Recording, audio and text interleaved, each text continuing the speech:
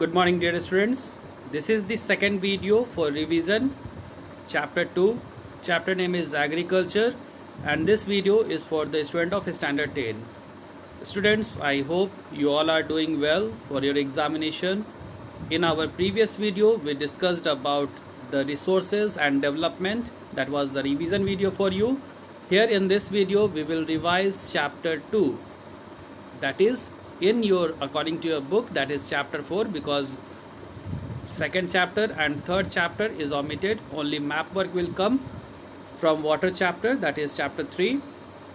Now understand, when we talk about agriculture, so what does it mean? What we are going to read over here: types of agriculture, then after that major crops, what problems farmers are facing. Okay, so every topic we will just discuss over here so that your doubt will be clear. Students, when we talk about agriculture, so it is very much importance of agriculture. First we have to understand it is major primary activity. You have read in your economics that people are involved in primary, secondary and tertiary activity. So this agriculture is major primary activity. Why it is major primary activity? Because it is the only source of food. From this agriculture only people can just get the food. Provide raw materials for various industries. Okay, just take example of cotton. It is giving the raw material for the textile industries. Take example of iron. It is giving the raw material, it is utilizing as raw material in other tools industries. Okay, highest employment providing sector, because here people don't require that much skill. Okay, so that's why it is major primary activity. Primary activity, you know students, that these are the activities in which people are involved in the natural environment. Okay, deals with the natural environment where people's raw material is also natural and finished goods is also natural. So this is the importance of agriculture. Now understand types of farming. When we talk about types of farming, so they are three. Primitive subsistence farming. First see this primitive subsistence farming uses a small patch of land, uses primitive tools, no irrigation system, no use of modern technology, no labor hired, production is done for self-production or self-consumption. It is also known as slash and burn or shifting cultivation. Locally known by various names, example Jhuming, Pamlu, Dipa, Mila, etc. So these are the different names of the Jhum cultivation. So when you will just understand primitive subsistence farming, it is the farming in which people are doing the cultivation for their own consumption. Here selling purpose in the market, that is not the intention of the people.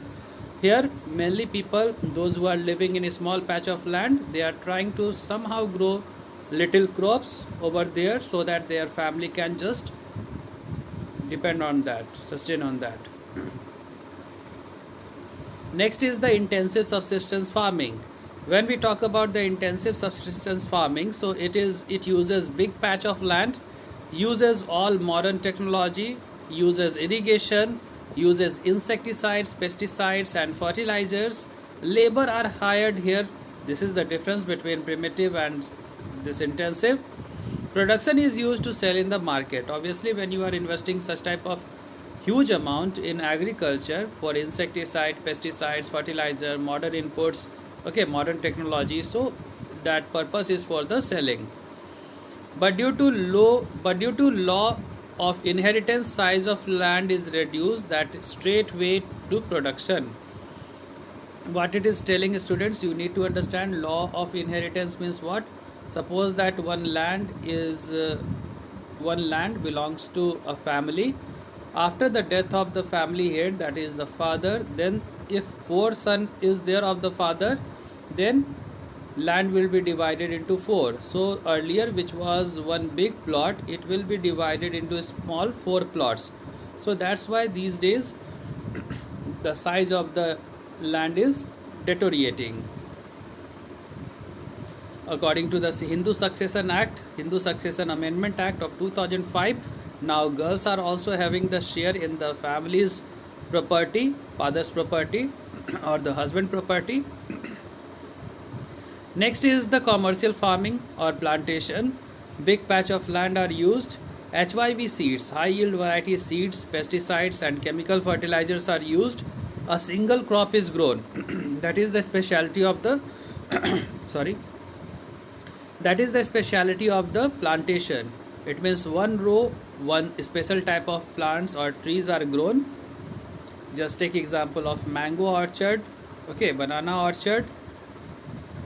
Labor intensive farming. This is labor intensive farming, students. Here more number of labor required. Production is used as raw materials in agro based industries. Well developed transportation has helped a lot. After that, you have read about the cropping patterns. So in India, three cropping patterns are there. That is the Rabi, Kharif and Zaid. So sown in winter from October to December, harvested in summer from April to June. This is the specialty of the Rabi crops. This is also known as winter crop. Some of the important Rabi crops are wheat, barley, peas, gram and mustard. So these are one type of notes for you students, which you can just utilize for writing your answer in your examination.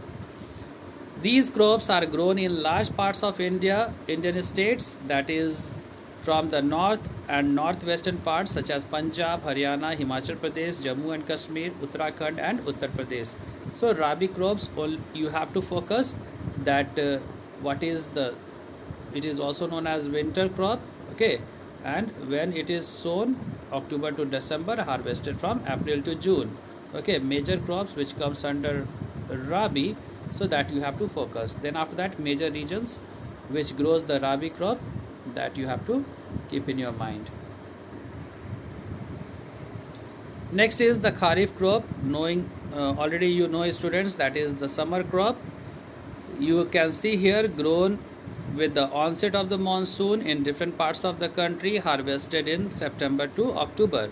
Important crops here grown during this season are paddy, maize, jowar, bajra. So these are the learning topic students, you have to learn it, okay. So urad, cotton, jute, groundnut and soybean, these are coming in the Kharif crop. You can see some states which are capable to grow the Kharif crops, or which are favorable to grow the Kharif crops, that is the West Bengal, Assam, coastal region of Odisha, okay. So these are the regions. Next is the Zaid. This is the one type of interval between two seasons, whatever the time left. At that time, whatever the farmer grows, that is the Zaid crop. Especially at that time, vegetable and fruits farmers used to grow. When we talk about the major crop, that is the rice, the staple food in India. If we talk about our northern India, so there also rice is staple food. West Bengal, Odisha, then Andhra Pradesh, then Kerala, Karnataka. Okay, South India also uses rice in different types of food items. Second largest producers. Then after that you can see it is a Kharif crop which requires high temperature, that is 25 degrees Celsius and more than that, and high humidity with annual rainfall above 100 centimeter. So this temperature in degrees Celsius you have to keep in mind as well as rainfall in centimeter. So hot and humid, you can say that hot and humid climate is required for the cultivation of major crop, that is rice. In the areas of less rainfall, it grows with the help of irrigation. The areas which is not receiving the rainfall, good amount of rainfall, and in those areas also we can just grow the rice easily by providing the better irrigation system. Grown in the plain areas.